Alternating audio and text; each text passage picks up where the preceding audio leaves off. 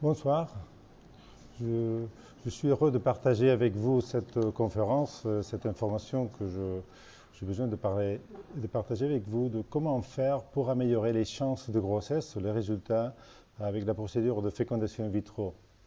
On va parler surtout des procédures du laboratoire, des-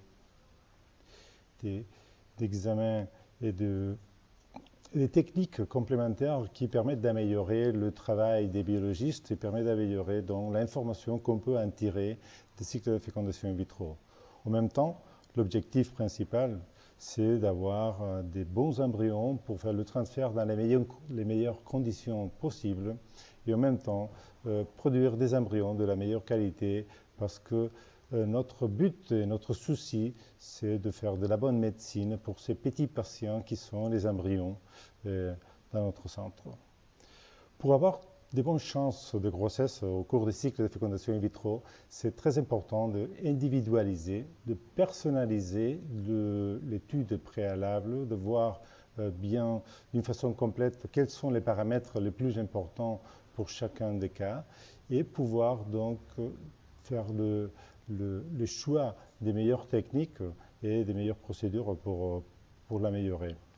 Ce n'est pas exactement la même chose de faire un cycle de fécondation in vitro chez une femme de 29 ans que chez une femme de 38 ans, vous verrez à tout à l'heure. Et ce n'est pas non plus la même chose d'utiliser des ovocytes propres ou des ovocytes provenant d'un don d'ovocytes, par exemple. Alors, après avoir fait donc la personnalisation du cas, la personnalisation du traitement, de choisir soigneusement la meilleure démarche pour les stimulations ovariennes, le choix des doses, etc., etc., je vais rentrer un peu dans le sujet de la conférence d'aujourd'hui, de vous parler de comment peut-on améliorer les résultats et les chances de grossesse. Je partage avec vous des images, et ici, vous pouvez voir donc un ovocyte, et c'est le résultat qu'on obtient après la ponction folliculaire de la patiente. On a fait donc une stimulation ovarienne, on a fait un contrôle et un monitorage soigneux de la réponse ovarienne, on a fait une ponction folliculaire et c'est au laboratoire qu'ils peuvent voir et vérifier donc la qualité des ovocytes. Cette image, c'est ce qu'ils voient les biologistes au moment où ils reçoivent les ovocytes. Ça peut apporter des informations, la surface de l'ovocyte, la homogénéité de cytoplasme, la position du corpuscule polaire, etc. Ça fait des informations aux biologistes entraînés connaissent très très bien. Mais il y a des façons de procédures complémentaires qui peuvent améliorer l'information de l'observation de l'ovocyte. Ça, c'est un ovocyte qui a été visualisé sous la lumière polarisée. On va parler donc d'emblée de Polaroid. C'est une visualisation particulière de la surface de la membrane et de la position du fusée méiotique de l'ovocyte qui contient la charge génétique de l'ovocyte. Et ça permet aussi de faciliter les procédures d'identification et de comment faire les procédés qui vont se suivre, notamment la micro-injection des spermatozoïdes. Donc vous voyez d'emblée que l'observation de l'ovocyte et la particularité de Polaroid, la lumière polarisée, ça fait un premier pas pour évaluer la situation. Ces ovocytes vont être fertilisés et la fertilisation, ça veut dire qu'on fait donc le contact de l'ovocyte avec des spermatozoïdes qui ont été choisis par des biologistes. Ici, vous voyez les images accélérées pour que ce soit un peu plus didactique, voir les images plus bien. Mais c'est ce qu'on fait, c'est micro-injection d'un spermatozoïde à l'intérieur de chacun des ovocytes matures qui ont été obtenus lors de la ponction folliculaire. Il y a des autres techniques, et jusqu'à il y a peu de temps, et il y a quelques équipes qui continuent à les faire, ils préfèrent d'utiliser une fécondation in vitro, soi-disant conventionnelle. Conventionnelle, ça veut dire qu'on ne fait pas cette micro-injection, et c'est ce qu'on faisait, c'est de laisser ensemble les ovocytes et les spermatozoïdes après une préparation au laboratoire pour avoir donc le maximum de possibilités de quand de ces spermatozoïdes puissent fertiliser d'une façon spontanée donc les ovocytes. Mais ça peut arriver de n'avoir aucune fertilisation et malgré un nombre élevé d'ovocytes matures et une qualité séminale qui paraissait être tout à fait normale, on peut voir le lendemain que malheureusement on n'a pas d'embryon et on ne peut pas continuer la procédure. Ça, c'est ce qu'on essaye d'éviter en proposant de faire le XI. L'XI, c'est cette micro-injection et ça nous permet d'obtenir un taux de fertilisation, ça veut dire le nombre d'embryons qu'on peut obtenir, aux alentours de 80%, ce qui est très élevé et ça permet en même temps d'avoir l'information de ce qui se passe avec la qualité des ovocytes et des spermatozoïdes, mais aussi l'information postérieure qu'on va avoir avec l'évolution de l'embryon. Pour faire la micro-injection, vous avez vu, on avait fait le choix et l'aspiration, c'est en train de, vous pouvez le voir aussi, l'aspiration des spermatozoïdes à l'intérieur d'une pipette qui va faire la ponction, la perforation de la surface de l'ovocyte pour l'injection. Ce qu'on est en train de voir maintenant, c'est la sélection des spermatozoïdes, mais sous un très très gros grossissement. C'est plus de 10 000 fois de grossissement qui permet d'apprécier avec beaucoup plus de précision les aspects morphologiques de ces spermatozoïdes. Ce choix préalable à l'ICSI permet donc de prendre les spermatozoïdes qui sont morphologiquement normaux et donc génétiquement vont être, statistiquement on a pu démontrer cette corrélation, vont être génétiquement bien balancés et de bonnes conditions pour faire la fertilisation. Alors, ce n'est pas que l'ICSI, mais l'IMSI, dans certains cas, ça nous ajoute d'une façon très importante l'augmentation de l'efficacité de la procédure. On peut, dans certains cas, doubler les taux de fertilisation en faisant le bon choix des spermatozoïdes. Cette procédure, elle est particulièrement importante dans les échantillons de sperme qui ont fait la preuve de ne pas avoir un nombre normal de morphologie, ça veut dire de la forme externe des spermatozoïdes, qui sont donc altérés dans un pourcentage plus élevé que la population générale. Dans ce cas particulier, c'est très recommandé d'avoir recours à l'IMSI pour choisir les bons spermatozoïdes. Ça peut être aussi important, je vous disais tout à l'heure, que les spermatozoïdes normaux morphologiquement ont une corrélation génétique avec normalité beaucoup plus élevée. Et dans ce cas, quand on suspecte des anomalies génétiques sur les spermatozoïdes, c'est le résultat d'examens sur le sperme, comme peut être la fragmentation de DNA. Le choix de l'IMSI permet donc d'avoir une meilleure injection des spermatozoïdes et des charges génétiques bien équilibrées. La cause de cette fragmentation, de cette mauvaise qualité génétique des spermatozoïdes, on suspecte que peut être due à des contaminations ambientales, des faits toxiques comme peut être le tabac, l'alcool et de traitements et médicaments que les patients peuvent prendre. Et on est en train, en fait, les statistiques nous le montrent régulièrement, que la quantité statistiquement normale des spermatozoïdes, elle est en train de chuter chez les humains. Et dans les dernières années, on assiste à une diminution progressive du nombre et de la motilité des spermatozoïdes. L'IMSI, donc, c'est un recours complémentaire très précieux pour avoir cette possibilité de choix de spermatozoïdes qui sont convenables pour l'objectif de la fécondation. C'est ce qui va se passer dans les jours qui suivent après la fertilisation, c'est l'évolution de l'embryon. Les images sont spectaculaires, vous voyez, on est en train de voir, c'est ce qui se passe dans les premiers jours de développement embryonnaire au laboratoire, sous le contrôle d'un appareil qui s'appelle l'embryoscope et qui nous permet d'enregistrer d'une façon continue toutes les étapes de division cellulaire. On est parti d'un embryon de 2 cellules, vous le voyez maintenant, qui va se diviser, faire la division à 4 cellules, et après plusieurs cellules, 8, et finalement, il arrive au moment de blastocyste. C'est très accéléré, les images nous permettent d'avoir une vision globale de ce qui se passe au laboratoire, et ça c'est très important pour nous et pour les biologistes. C'est très important parce que ça permet d'avoir beaucoup plus d'informations de quels sont les paramètres les plus importants pour évaluer la qualité de ces embryons. Si on fait ce qu'on faisait jusqu'à maintenant, c'est-à-dire de faire des coupes à un moment donné pour regarder les embryons ailleurs du laboratoire, de l'incubateur, je veux dire en dehors de l'incubateur, il faudrait le sortir, le retourner à l'intérieur, et les changements de température, les changements de conditions, ce n'était pas convenable pour les embryons. Avec cette procédure, la culture embryonnaire elle est continue, l'enregistrement des images elle est sans arrêt, et au moment où les divisions cellulaires peuvent se faire et la symétrie des cellules, on va en parler tout à l'heure, et les paramètres morphologiques sont très précieux pour les biologistes pour pouvoir choisir quelle est la meilleure évolution des embryons. L'étude morphologique de ces embryons, je vous en parlais tout à l'heure, c'est donc la qualité des embryons qui va être évaluée par les biologistes.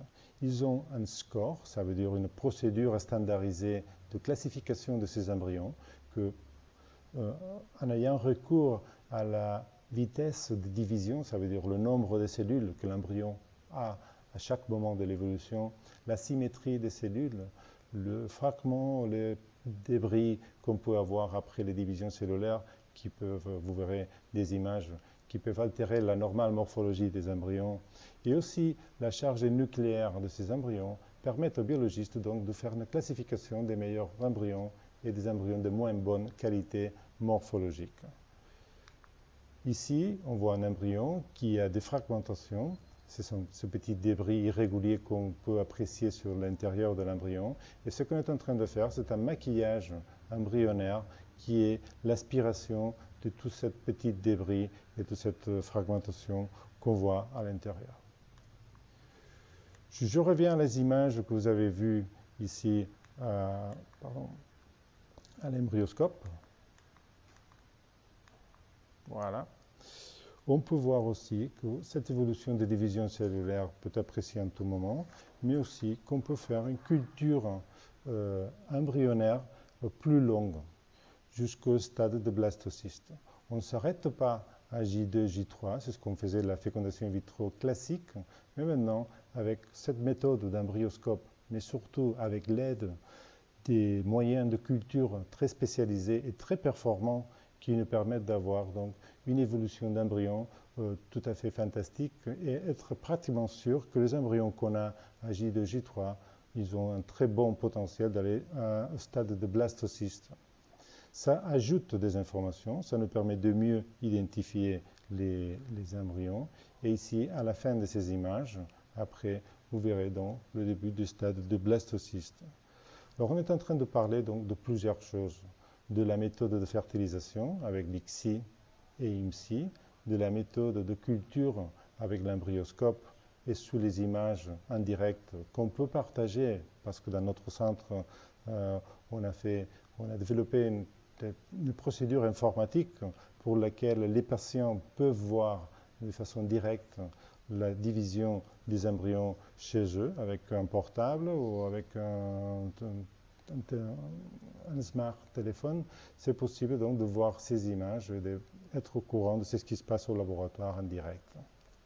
C'est une information qui fait une charge émotionnelle très importante pour les patients et peut voir ce qui se passe et qui fait parfois des consultations pour être sûr si l'évolution de l'embryon est normale parce qu'ils ont la crainte d'assister à des embryons qui peuvent se développer de façon normale. Alors c'est important de leur donner des indications et des informations, surtout de pouvoir les rassurer de que cette évolution est tout à fait, c'est ce qu'on s'attendait de voir ici. On a fait donc la préparation de l'embryon, la culture, et ici je vais vous montrer une autre procédure qui peut ajouter efficacité. C'est ce qu'on appelle l'éclosion assistée. Et l'éclosion assistée, ça veut dire de faire un petit trou à la surface sphérique de l'embryon pour faciliter que cet embryon puisse faire donc sa sortie de la couverture. C'est une procédure de laboratoire qui n'abîme pas les embryons, mais qui permet de faciliter, c'est ce qui va se passer au moment de l'implantation. Ça veut dire que les embryons doivent sortir de cette couverture et ils doivent s'attacher sur la muqueuse de l'endomètre, qui est la muqueuse qui est à l'intérieur de la cavité utérine, qui doit les accueillir. Dans certains cas où il y a eu des échecs de cycle précédemment, où il y a eu un doute d'implantation pour les embryons qu'on a transférés, on peut ajouter cette procédure dans ce cas un peu plus mécanique, de faciliter donc la sortie de l'embryon en faisant un tout petit trou à la surface de l'embryon pour faciliter, c'est ce qui va se passer. Ici, dans cette image, vous voyez des photos de 4 embryons qui ont un aspect semblable à ce qui sont les paramètres qu'on a parlé tout à l'heure sur la classification morphologique. Ce sont des embryons qui se trouvent à J3 parce qu'ils sont entre 6 et 8 cellules. Et on voit des cellules qui sont tout à fait régulières par ce qui est les dimensions des cellules, mais par le placement qui est homogène à l'intérieur de l'embryon. On voit aussi qu'il n'y a pas de fragmentation, pratiquement pas de fragmentation, et on pourrait penser que ces embryons sont tout à fait comparables dans les chances de réussite. C'est là, et c'est ici, on va faire un pas en plus pour vous informer que cette étude et cette information morphologique ne suffit pas et ne permet pas d'avoir une bonne évaluation des embryons. Il nous faut un examen, une information complémentaire qui est que la charge génétique de ces embryons soit bien balancée et puisse avoir une normale évolution dans les jours qui suivent après le transfert embryonnaire et surtout après le test de grossesse positive. Alors dans ce cas, je peux vous informer, l'embryon numéro 3, c'est le seul qui a une charge génétique normale et qui peut être donc un embryon apte pour son transfert, mais dans le cas de l'embryon premier, c'est une trisomie du chromosome 21, c'est le syndrome de Down. Le 2, c'est une trisomie de chromosome 18, c'est un syndrome d'Edwards. Et l'embryon 4, il est porteur de plusieurs anomalies génétiques qui ne font pas espérer la possibilité, même pas, de développement embryonnaire jusqu'au stade postérieur au moment de l'implantation. Si on est capable de voir quels embryons sont morphologiquement plus beaux et surtout génétiquement bien balancés, c'est là où on peut faire une grande amélioration dans les chances d'avoir des embryons de bonne qualité. Ici, vous êtes en train de voir les images, c'est ce qui se passe au moment du diagnostic génétique préimplantatoire. On est en train de faire un trou, on l'avait fait dans l'explication de l'assisted hatching, mais ici, ce qu'on fait, c'est l'aspiration d'une cellule de l'embryon. Ça ne produit pas de dommages, ce n'est pas mauvais pour l'embryon de prélever une seule cellule parce que chacune des cellules de l'embryon, il a le potentiel de développer une grossesse évolutive à terme. Et même si on fait l'aspiration d'une cellule, ça n'abîme pas la qualité de cet embryon. Le biologiste est en train donc d'aspirer la cellule et cette cellule va être l'objet d'une étude complémentaire qui est le diagnostic génétique préimplantatoire. Et c'est une étude qui nous permet de vérifier que le nombre d'embryons qui contient, le nombre de chromosomes, qui contient la cellule, il est tout à fait bien équilibré et bien balancé, comme doivent l'être les embryons avec possibilité de grossesse. Les autres cellules de l'embryon, ils ont la même charge génétique et donc c'est un embryon qui pourra être transféré après la confirmation de que tout est correct. C'est un exemple de ça qui permet de mieux comprendre cette situation. C'est chez une patiente, par exemple, de 38 ans, sur ce type de patiente, on suspecte qu'il peut y avoir une diminution de la qualité des ovocytes dans le sens de la charge génétique et donc un risque accru d'altérations qui peuvent justifier des procédés invasifs comme peut-être la myosynthèse ou la biopsie choriale au cours de la grossesse, mais aussi on sait qu'il peut y avoir un taux d'avortement très élevé. Ça, c'est d'une façon très générale, mais c'est dû à les altérations génétiques qu'il peut y avoir. Si par exemple on fait une fécondation in vitro chez une patiente de 38 ans et on a 8 embryons, c'est un exemple. Et de ces 8 embryons, on ne regarde rien. On fait le transfert de 2 meilleurs embryons du point de vue morphologique, que vous avez vu tout à l'heure, ça ne permet pas de nous avoir information génétique. Cette femme peut-être que n'aura pas aucune chance d'avoir une grossesse évolutive si ces embryons ne sont pas normaux. Et nous, on ne le sait pas. On peut aussi congeler les autres embryons et dans l'absence de la première grossesse ou l'expérience douloureuse d'un avortement, de faire un cycle avec des embryons congelés et même un deuxième cycle d'embryons congelés. Et si on n'avait pas d'informations, on risquait de ne pas avoir d'embryons normaux. Ça veut dire que cette femme n'avait pas de chance et c'est la dépense de beaucoup d'argent, beaucoup d'illusions, beaucoup d'espoirs qui vont être déçus par le fait de ne pas être capable de vérifier ça. Dans certains cas, Je vous ai posé l'exemple d'une femme, ça peut être des fécondations in vitro chez des femmes de 40 ans, 39, 38 ans, mais aussi c'est la même chose dans le cas où il y a des risques ou des anomalies de transmission de maladies génétiques. Le diagnostic génétique préimplantatoire nous permet aussi de vérifier quels sont les embryons porteurs ou pas porteurs d'une anomalie génétique qui peut être héritable pour la descendance. Et c'est la méthode qu'on peut utiliser pour être sûr qu'on fait le choix des embryons libres de maladies pour avoir les meilleures chances de grossesse. Tous les embryons qui restent pouvant être l'objet donc de la possibilité d'être congelés. Et ça, c'est le dernier sujet que je veux partager avec vous, et c'est donc la méthode de congélation de ces embryons. Les embryons peuvent être congelés généralement à J2, à J3 ou au stade de blastocyste. Dans tous les cas, il y a eu une nouveauté, un changement dans la méthode de congélation par lesquels la vitrification est en train de produire des résultats magnifiques. C'est très bien parce qu'on a un très haut pourcentage de survie après la décongélation et les taux de grossesse, ils sont en train de vérifier qu'ils restent plus ou moins pareils. C'est ce qui se passe avec des embryons frais.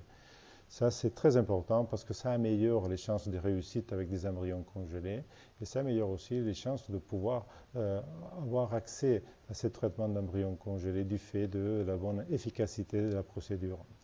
Alors, on a parlé de plusieurs paramètres qui peuvent améliorer les chances de réussite d'un traitement de fécondation in vitro. On a vu une première évaluation des ovules au moment de l'arrivée au laboratoire. On a parlé de la possibilité de faire la lumière polarisée pour vérifier la situation de la fusée méiotique de l'ovocyte et sa maturité. On peut choisir des spermatozoïdes avec l'ICSI pour fertiliser des ovocytes d'une façon beaucoup plus performante. Et dans des cas précis, surtout s'il y a des anomalies de la morphologie ou des doutes de la fragmentation de génétique des spermatozoïdes, l'IMSI nous ajoute une efficacité vraiment très, très, très importante. Les pas les plus importants, à mon avis, de ces derniers temps, c'est la culture en continu sous surveillance de la caméra par l'embryoscope. Ça nous permet d'avoir une information tout à fait nouvelle qui, en fait, est en train d'être réanalysée par les spécialistes pour en tirer des conclusions. Et la possibilité de travailler dans la génétique de l'embryon et vérifier que la charge chromosomique des embryons soit bien équilibrée. Ça, c'est, à mon avis, les paramètres les plus importants que je voulais ce soir partager avec vous et vous donner des informations à propos de ça. Si au cours de cette conférence, vous avez posé des questions, je vais revoir maintenant, je peux vérifier donc la lecture de ces questions et voir si on peut répondre à quelqu'une de ces questions. Je vous remercie.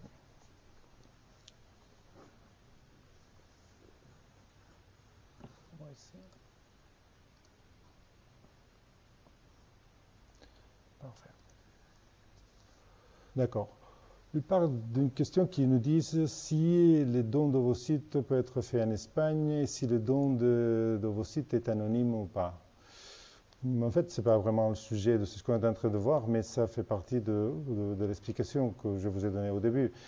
Ces procédures de laboratoire peuvent être utilisées soit dans la fécondation in vitro avec ses propres ovocytes, soit avec un don d'ovocytes, par exemple. Ici en Espagne, par loi, c'est obligatoire que le don de gamètes, soit des ovocytes, soit des spermatozoïdes, doivent être anonymes. On ne peut pas fournir d'autres renseignements à propos de donneurs qui est donc les groupes sanguins, l'âge et des caractéristiques physiques générales comme peut être la hauteur, la couleur des yeux, la couleur des cheveux, le type de la peau, la race bien évidemment, etc. Mais on ne peut pas faire plus d'informations sur des intérêts ou de la nationalité, par exemple, ce n'est pas possible de fournir ce type de renseignements. Mais oui, en Espagne, le don d'ovocytes, c'est anonyme et on peut travailler. Une question pour l'action d'embryon. Comment faire pour évaluer la qualité des ovocytes? Ces techniques peuvent-elles se faire même si on ne recueille pas beaucoup d'ovocytes? C'est une question qui est très intéressante. C'est ce qu'on a parlé des ovocytes, mais aussi avec des embryons. Parfois, On peut croire que si on a peu d'embryons, on ne voudrait pas prendre le risque de ne pas faire des procédures qui peuvent améliorer l'efficacité. Je suis en train de penser surtout avec l'étude génétique préimplantatoire. Chez une femme de 38-39 ans, c'est possible d'avoir une réponse folliculaire qui soit basse, ce qui est le nombre d'ovocytes, ce qui fait qu'il peut y avoir peu d'embryons. Mais ça continue à être très important de vérifier ce nombre d'embryons, même en étant un nombre bas, faisons 2, 3, 4. Pour nous, c'est important de savoir si ces embryons sont normaux ou ils sont altérés. Dans ce cas, donc, l'évaluation des embryons, il reste nécessaire, même dans le cas où il y a peu d'embryons. En ce qui concerne les ovocytes, que c'est le sujet de votre question, je pense que c'est important de faire une évaluation morphologique soigneuse de ces ovocytes parce que le but de la fécondation in vitro, c'est deux. La première, c'est de faciliter l'accès à avoir une grossesse et on espère d'aller jusqu'à un transfert et pouvoir transférer des embryons en bonne qualité, mais surtout, c'est d'avoir information de ce qui se passe dans chaque moment de déroulement de l'évaluation qu'on peut faire après la ponction folliculaire et jusqu'au moment du transfert. La qualité des ovocytes, c'est important parce que c'est ce qu'on verra après, c'est la qualité de l'interaction de la charge génétique de l'ovocyte et des spermatozoïdes. C'est-à-dire on pourra évaluer que le mélange de ces deux paramètres. Si on veut tirer conclusion sur la capacité d'une femme de produire des ovocytes matures et d'apprécier sa capacité, il est très nécessaire d'évaluer donc la qualité de ces ovocytes comme l'a fait avec des paramètres morphologiques pour les biologistes ou sous la lumière polarisée qui ajoute plus d'informations. Le problème, c'est qu'on peut faire des études précises sur la partie la plus importante, soit on peut faire des études, des biopsies de corpuscules polaires, c'est un examen qui permet d'avoir information sur la génétique de l'ovocyte, et c'est un prélèvement qui peut se faire au moment de la ponction et le lendemain après la fertilisation pour tirer des conclusions du corpuscule polaire. Mais ce qu'on ne peut pas étudier, c'est les mitochondres qui sont à l'intérieur de l'ovocyte et qui sont les responsables de la puissance énergétique, de la batterie, de la réserve ovarienne. Et ça, c'est la clé qui fait la différence avec l'efficacité des cycles avec des dons d'ovocytes ou des patientes avec ses propres cycles. Alors malheureusement, on n'est pas à point pour vérifier cette charge énergétique des ovocytes. J'espère avoir m'exprimé, c'est une réponse un peu technique, excusez-moi. Pas beaucoup d'ovocytes. Qu'est-ce que les procédés les mêmes? Bon, en fait, ce qu'il faut faire, c'est d'essayer d'avoir un nombre suffisant d'ovocytes, un nombre et en qualité. Et c'est ça le résultat de l'évaluation soigneuse de chaque cas, de choisir la meilleure stratégie de stimulation ovarienne et protocole, les meilleurs dosages pour avoir le maximum de chances d'un nombre élevé d'ovocytes. Mais il se peut que malgré tout ça, l'ovaire n'a pas plus potentiel de produire un recrutement et la croissance d'ovocytes dans de bonnes conditions. Et dans ce cas, à mon avis, il faut faire le maximum avec ce qu'on a pour pouvoir, comme je vous disais tout à l'heure, avoir le maximum de chances pour avoir le transfert, mais aussi le maximum d'informations interprétables pour choisir quels vont être les pas successifs après cette tentative. Il nous faut que cette information soit évaluable pour conseiller les couples de la façon la plus correcte de quels sont les pas qu'on croit qui vont être justifiés d'après l'information qu'on a. Est-ce qu'on fait PGD même s'il n'y a que 2 embryons?